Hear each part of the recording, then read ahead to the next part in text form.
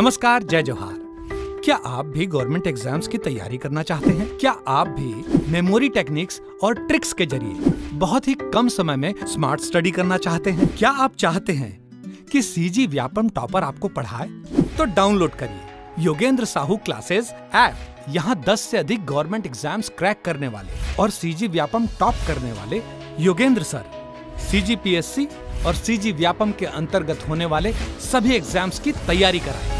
तो डाउनलोड करिए Yogendra Sahu classes app to be the best, learn from the best.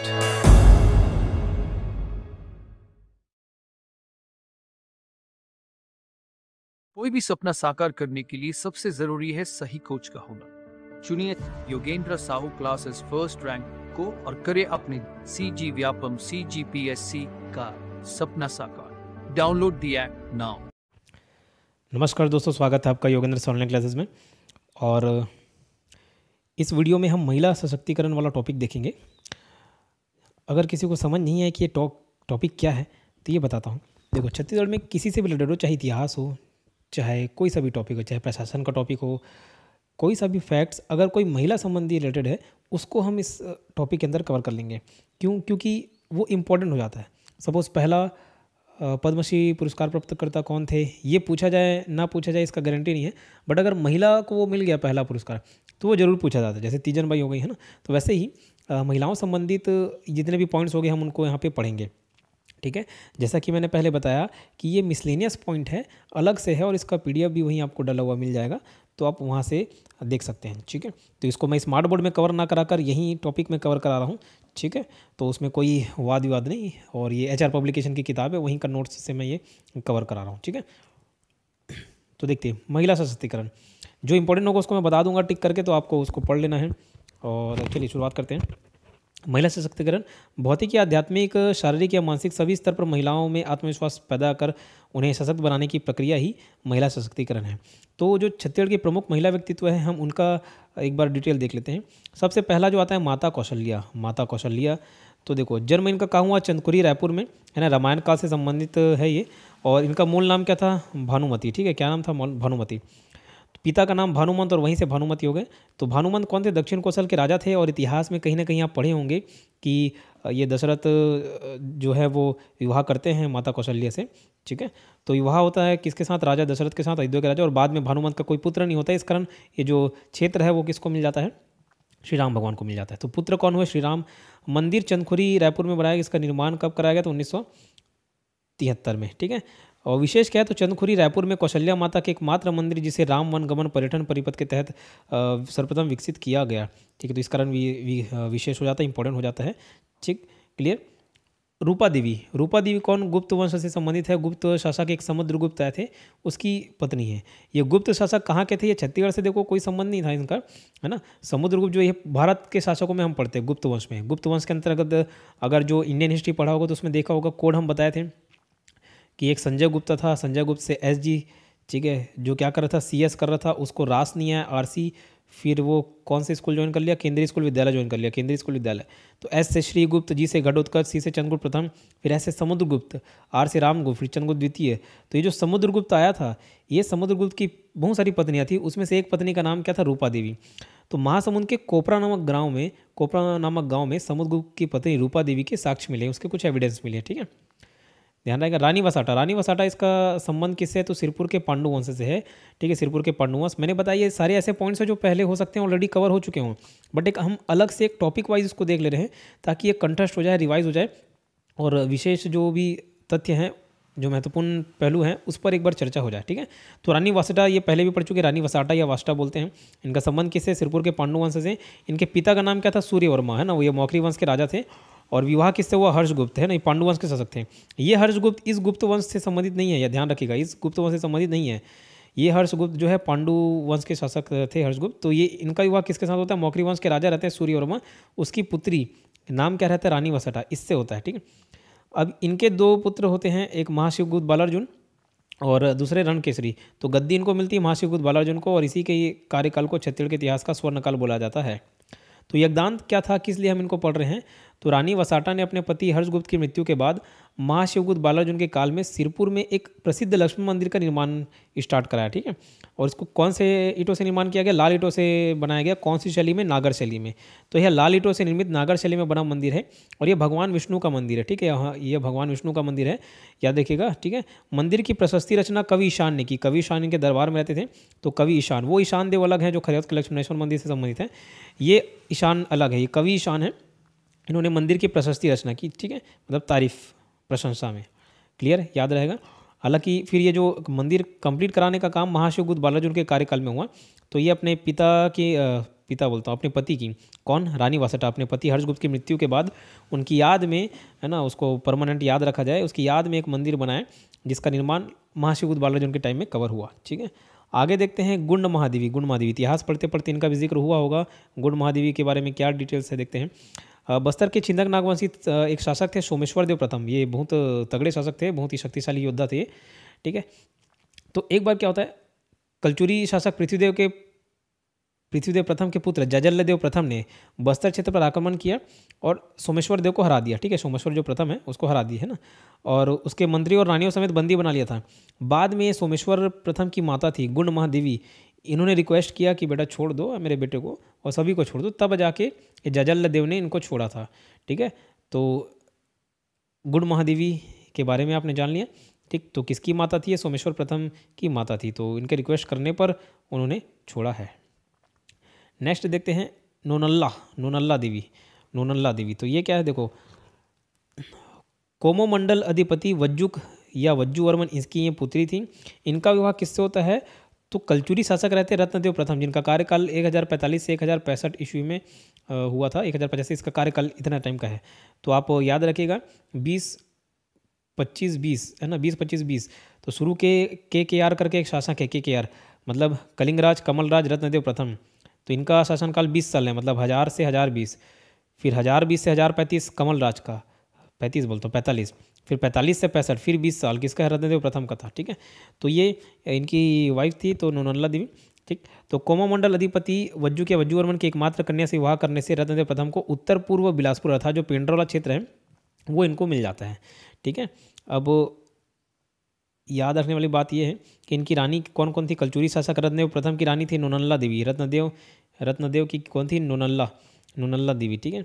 और पृथ्वीदेव प्रथम की राजल्ला देवी, जजल्ला देव प्रथम की लाछल्ला देवी, और जगदेव की कौन थी? सोमल्ला देवी, ठीक है। तो याद रहेगा, रत्नदेव प्रथम नोनल्ला देवी, और आपका पृथ्वीदेव प्रथम राजल्ला देवी, जजल्ला देव का लाछल्ला देवी है, और आपका जगदेव की कौन है? सोमल्ला देव, है ना। अब इसको याद कैसे करना ये बता दे रहा हूँ, याद करने का कोड बता दे रहा हूँ। नोनल्ला से आप याद रखना नोनी किसको बोलते हैं? देखो जैसे बच्ची है तो नोनी तो बोलेंगे ही, और आपको अगर कोई पुत्र रत्न की प्राप्ति होती है, पुत्री रत्न की प्राप्ति होती है, सब बोलते हैं, है ना। तो नोनी रत्न हो गई, नोनी क्या है कि रत्न हो गई, जैसे बोलते हैं ना पुत्र रत्न की प्राप्ति हुई। तो रत्नदेव प्रथम की वाइफ कौन है? नोनल्ला। अब बोलते हैं कि ना पृथ्वी पर हम राज करेंगे, इस पृथ्वी पर राज करेंगे। पृथ्वी पर राज करने से याद करना, पृथ्वीदेव प्रथम की जो रानी थी उसका नाम क्या था? राजल्ला देवी, ठीक है। जाला से याद करना, जाजल्ला देव प्रथम की जो वाइफ हैं उनका नाम था लाचल्ला देवी, और जगत देव सोमल्ला देवी, ठीक है, जगत देव सोमल्ला देवी। इसको कैसे याद करें? देखो सोमवार को शंकर भगवान, ज़्यादातर सोमवार से शंकर भगवान, वो जगत के पिता हैं, सिलेक्ट कर सकते हो। तो जगत देव की वाइफ थी, उसका नाम क्या था? सोमल्ला देवी। तो नोनल्ला देवी रत्नदेव प्रथम की, राजल्ला देवी पृथ्वीदेव प्रथम की, पृथ्वीराज करने से, जजल्ला देव जाला, ऐसा तो कुछ मंगाते हैं ना, जाला के या लेके आला जाला। तो जाजल्ला देव प्रथम की रानी कौन थी? लाचल्ला देवी, और जगत देव की पत्नी कौन थी? सोमल्ला देवी, ठीक है, याद रहेगा, इसको आपको ध्यान रखना है।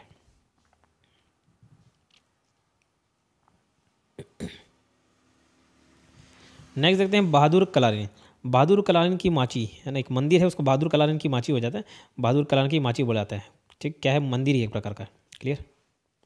तो बहादुर कलारिन की माची, ये बालोद जिले से 12 किलोमीटर की दूरी पर बालोदपुर रोड पर चिरचारी ग्राम में स्थित है। कहाँ पे? चिरचारी ग्राम में, ठीक है। ये शायद गुरूर होना चाहिए, गुरूर या पुरूर है, चलो ठीक है, जो भी हो। इंपॉर्टेंट कहाँ पे? चिरचारी ग्राम में स्थित है बहादुर कलारिन की माची। इसकी कथा क्या है, गाथा क्या है, स्टोरी क्या है, इसके पीछे देख लेना। इसमें याद कुछ नहीं करना, बस एक बार कहानी आपको देख लेना है, रीड मार लेना है। बालोद जिलों में प्रचलित गाथा के अनुसार है वंशी राजा शिकार खेलने के दौरान बहादुर कलारिन नामक युवती से मिले, ठीक है। शिकार खेलने गए थे वहाँ पे, बहादुर कलारिन नामक जो युवती थी, है ना, उनका नाम था ये बहादुर कलारिन जो है, नाम था उनका, ठीक है। तो वो बहुत खूबसूरत थी, तो उनसे विवाह कर लेते हैं, ठीक है, प्रेम विवाह कर लेते हैं। तो क्या बोल रहे हैं, उसके सौंदर्य पर मुग्ध होकर गंधर्व विवाह कर लिए और वह गर्भवती हो गई। ठीक है, विवाह हुआ, गर्भवती हो गई और उसने एक बालक को जन्म दिया जिसका नाम क्या था, कछानवा था। ठीक है, क्या था, कछानवा। ठीक है, कछानवा। युवा होने पर उसने अपनी माँ से अपने पिता के नाम पूछा और माँ के द्वारा नाम बताए जाने पर वह रानी राजाओं से घृणा करने लगा। मतलब उनको ये लगता था, उसके जो बेटे थे कछानवा जो थे बेटे, उनको ये लगता था कि मतलब ये बाहर से राजा आया और मतलब सिर्फ ऐसे ही एक इमोशन के साथ खेल गया ना और चले गया वापस, है ना, मेरे को अकेला छोड़ दिया। तो जब बड़ा हुआ तो पूछता था कि मेरे पिता की कौन है, कहाँ है, सबके पिता होते हैं, मेरे नहीं हैं। तो बोले नहीं भैया, तुम्हारे भी पिता हैं, बिना पिता के थोड़ी ना हो जाएगा। ठीक है, तो वो पूछे, तो जब मालूम चला कि वो राजा है तो उनको लगा कि ये खिलवाड़ करके चले गए हैं ना, तो उनसे बहुत चिढ़ने लगा। तो जितने भी वो राजा रानी थे ना, उनसे घृणा करने लगा और उसने क्या किया, एक सैन्य दल गठित किया। बोला कि नहीं, ये बदला लूंगा मैं, मेरी माता को अकेले छोड़ के चले गए, ठीक है, तो बदला लूंगा। तो एक ने सैनिक बनाया, आसपास के मित्र लोगों से क्या, एक सैनिक दल गठित किया और समी के अन्य राजाओं को हराकर उनकी कन्याओं को बंदी बनाकर हमने घर लेके आया तथा जो बंदिनी राजकुमारियों को अन्न पीसने व कूटने के काम में लगा दिया। मतलब वो बोला कि जैसे मेरी माँ बेटा यहाँ छोड़ दी, इसको राजकुमारी बना के रखना था, रानी बना के रखना था, यहाँ काम कर रही है शादी, राजा से शादी होने के बावजूद। और हुआ ये कि उसको लगा कि सबको यही सबक सिखाया जाएगा, तो उनसे क्या सब काम करवाने लगे, झाड़ू पोछा करने लगे, अन्न पीसने और कूटने के काम में लगा दिया। बहादुर कलानी ने अपने पुत्र से उनमें से किसी एक कन्या से शादी करने को बोला सबको लेके क्या करोगे बेटा, एक काम करो, ये सबको छोड़ो, टेंशन मत वालो, एक इतनी सारी जो राजकुमारी है ना उसमें से एक किसी से विवाह कर लो और बाकी को छोड़ दो। ठीक है, लेकिन उसकी माँ ने उसकी आज्ञा नहीं मानी और वो फिर उनके ऊपर ही अत्याचार करते रहा। ठीक है, तो बाद में क्या कि बहादुर कलानी ने भोजन में जहर मिलाकर अपने पुत्र को मार दिया। बोले कि ये सब सहा नहीं जा रहा है, तो वो भी आखिर है तो महिलाएं, वो भी महिला थी, माँ थी, तो सभी का दुख दो समझती थी, तो उसने क्या किया, जहर मिला के अपने बेटे को मार दिया और कुएं में कूदकर खुद प्राण त्याग दिए। मतलब उसको सहन नहीं हुआ कि मेरे बेटे मेरे ही हाथ से मारा गया। तो एक माँ की ममता भी है, कैसा भी बेटा, तो उनको अच्छा नहीं लगा, तो उनको पहले मारे, फिर खुद कुएं में कूद के जान दे दी। ठीक है, उसकी याद में इस ध्वस्त मंदिरावशेष या मंडप को बहादुर कलानी की माची कहा जाता है। ठीक है, क्या बोला जाता है, बहादुर कलानी की माची कहा जाता है। इस कथा की पुष्टि में ग्राम व शिलोक चट्टानों के सपाट सतह पर बने हुए गड्ढे दिखलाते हैं।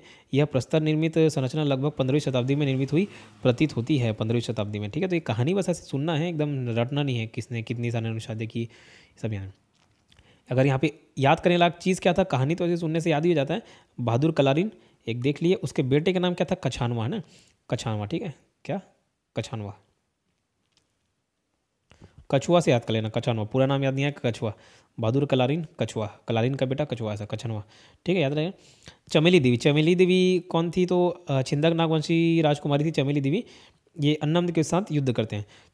अन्नमदेव कौन रहते हैं बता देता हूँ, बस्तर में काकती वंश के संस्थापक कौन थे, अन्नमदेव। ये नीचे जो चालुक्य वंश था वही जब बस्तर में आया ना, तो उसी का नाम काकती वंश पड़ गया। तो बस्तर के काकती वंश के संस्थापक थे अन्नमदेव। तो ये जब युद्ध करते हैं तो ये छिंदक नागवंशी राजकुमारी रहती कौन, चमेली देवी, तो इनके पिता के साथ युद्ध होते रहता है।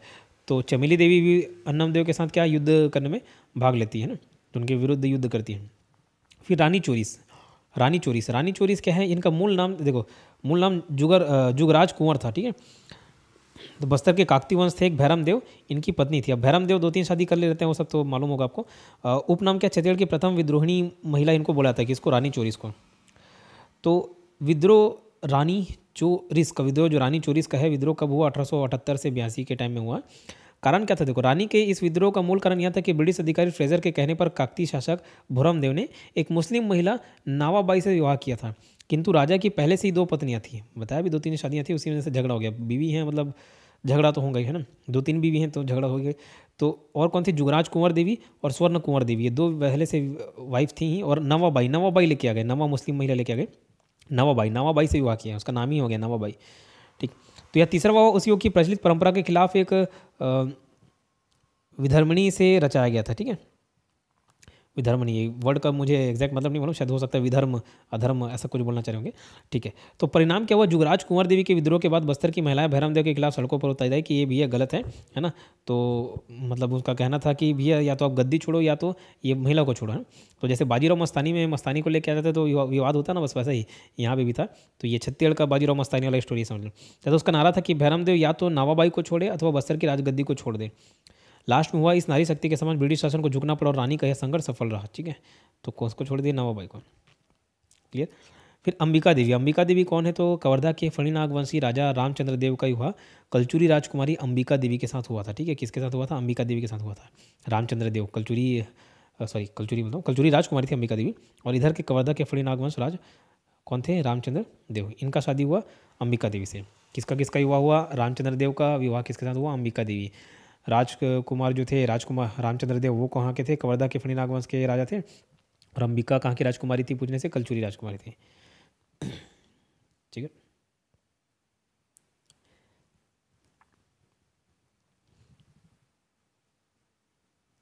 इस वीडियो में इतना ही देखते हैं। नेक्स्ट वीडियो में आगे का कवर कर लेंगे, जहाँ से हम पढ़ेंगे मेघावती के बारे में। ठीक है, मेघई अरिच केलिन बुलाता है, वही मेघावती निकनेम है।